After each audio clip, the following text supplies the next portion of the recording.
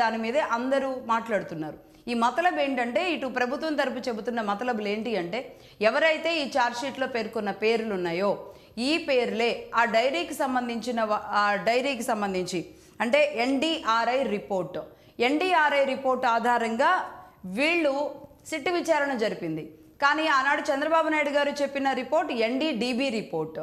దానికి ముందు సుబ్బారెడ్డి గారు 2022లో ఆయన దగ్గరికి వచ్చిన రిపోర్టు సిఎఫ్టిఆర్ఐ రిపోర్టు. ఇలా రిపోర్ట్ల ఆధారంగా తారుమారైందా?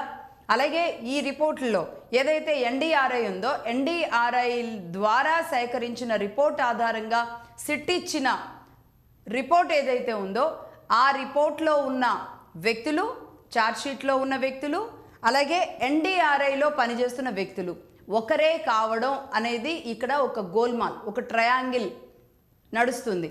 వైసీపీ, టీడీపీ అండ్ టీమ్ ఏదైతే కమిటీ ఉందో, ఎన్డీఆర్ఐ కమిటీ ఉందో, ఈ ముగ్గురు మధ్య అసలు గేమ్ నడుస్తున్న పరిస్థితి ఉంది.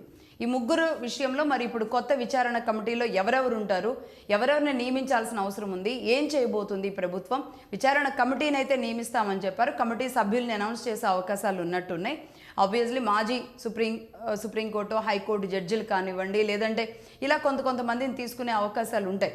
దీంతో పాటుగా ఆగమశాస్త్రం తెలిసిన వాళ్ళని, అలాగే స్వామివారి పట్ల నిబద్ధతగా, నిజాయితీగా, పారదర్శకంగా ఉండాలి అని కోరుకునే వాళ్ళని కూడా ఈ కమిటీలో, ఈ విచారణ కమిటీలో ఉంచాల్సిన అవసరం చాలా స్పష్టంగా కనబడుతుంది అనేది మగధా న్యూస్ మొదటి నుంచి చెబుతూ వస్తున్న నేపథ్యంలో ఇప్పుడు కమిటీ కూడా మళ్ళీ కొత్త కమిటీకి ప్రభుత్వం ముందుకెళ్తుంది. కాబట్టి ఇలాంటి వారిని కూడా ఇన్వాల్వ్ చేయాల్సిన అవసరం ఉందా లేదా?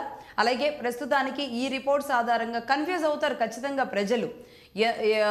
ఏ రిపోర్ట్ ఎక్కడికి వచ్చింది, ఏ రకంగా ఏదైంది అనేది అందరూ పూర్తి స్థాయిలో అవగాహన చేసుకోలేనప్పటికీ కూడా ఈ కల్తీ నెయ్యి అనేది అసలు అది పదమే కాదు, ఇది కల్తీ నెయ్యి కాదు, అసలు నెయ్యే లేదు.